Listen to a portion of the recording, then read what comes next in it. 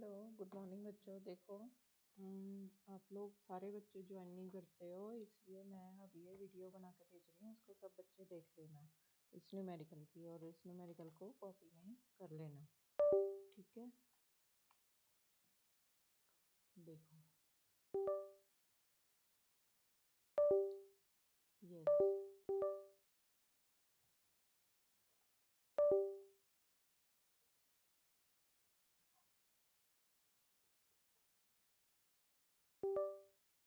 Yes.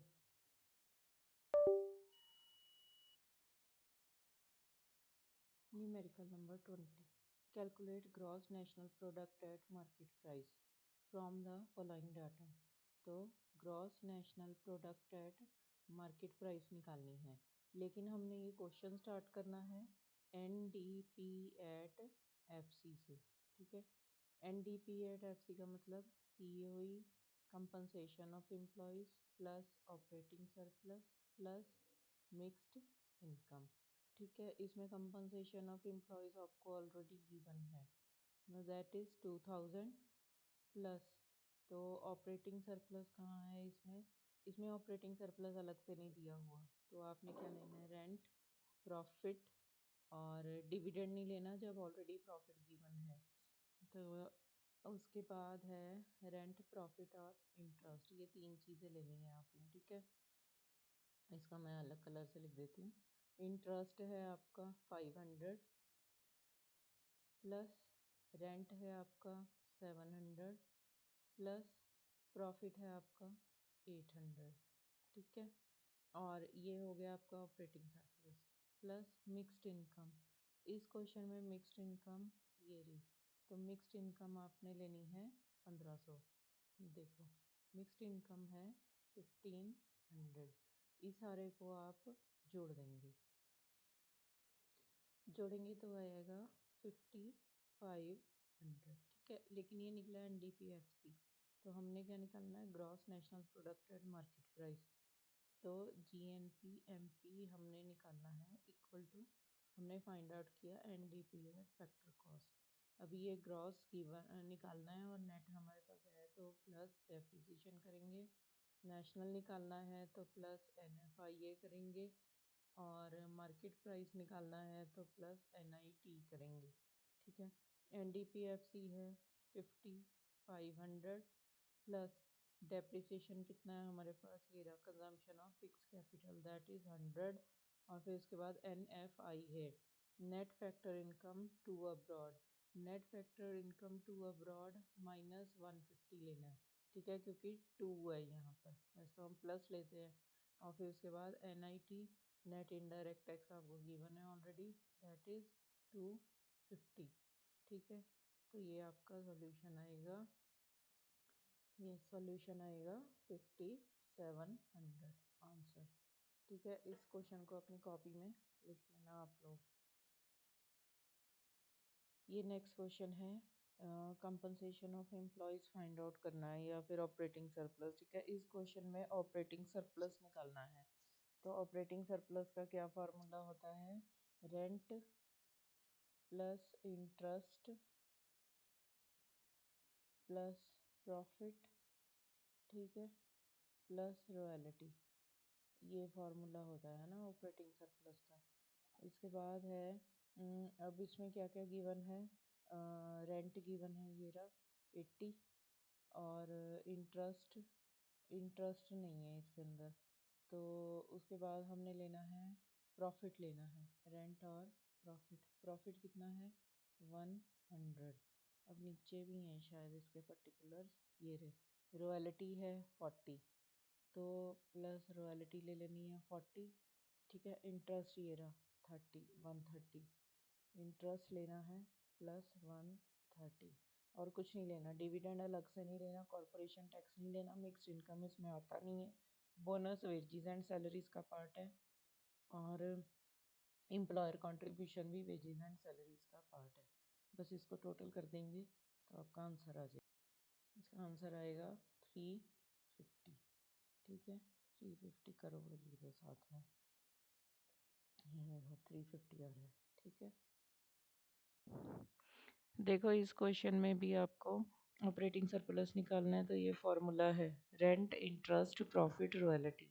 ठीक है, तो रेंट हमारा गिवन है 75 प्लस इंटरेस्ट है हमारा 30 प्लस प्रॉफिट है हमारा 45 प्लस रॉयल्टी है हमारा 5। इन सबको हम प्लस कर देंगे। ठीक है, तो हमारा आंसर आ जाएगा 155।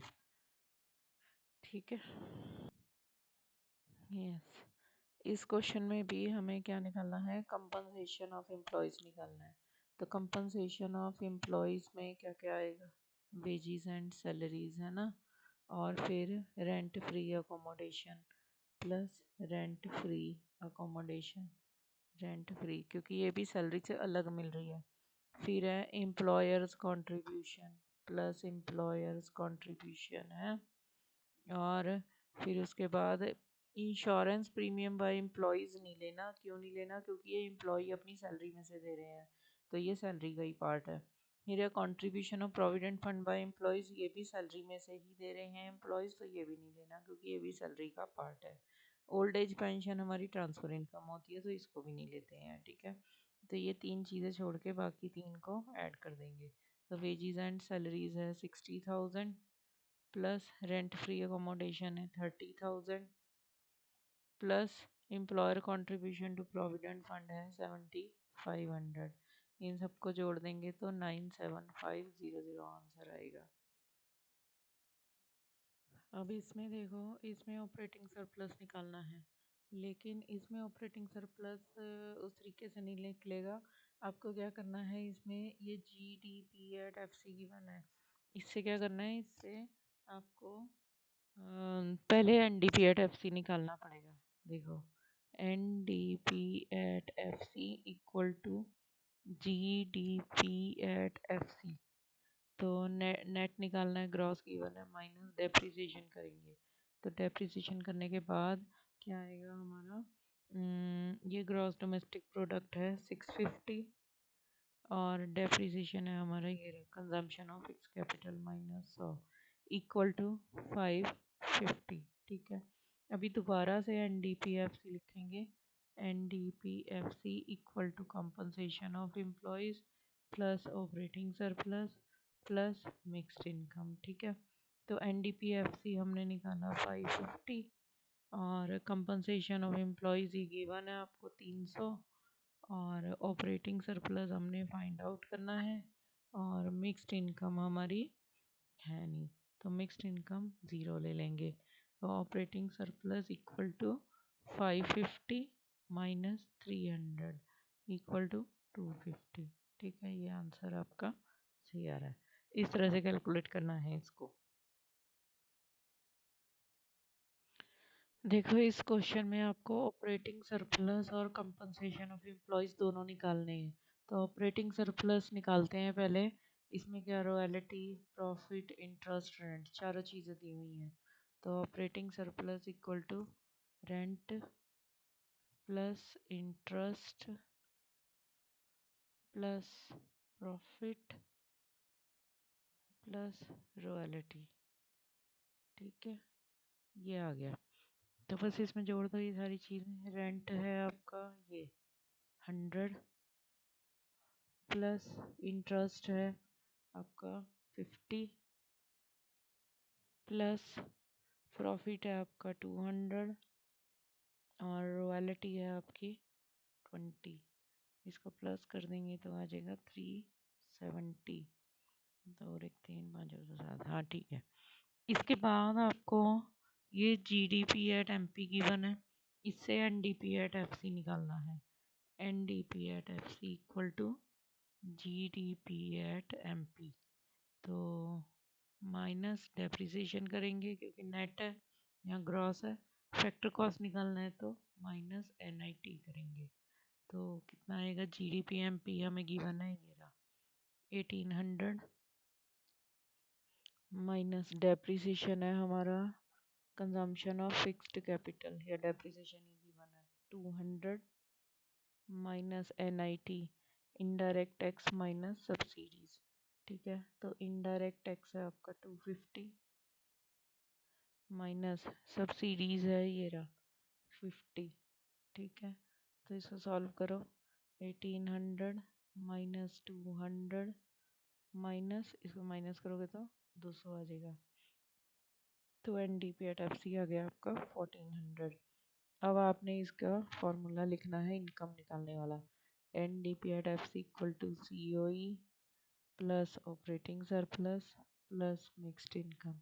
तो N D P at F C आपने निकाला 1400 equal to compensation of employees आपका पता नहीं, वही फाइंड आउट करना है, प्लस ऑपरेटिंग सरप्लस आपने यहाँ निकाला 370 plus mixed income. Mixed income है इसमें interest G D P M P, mixed income है ही नहीं, इसको ज़ीरो ले लो।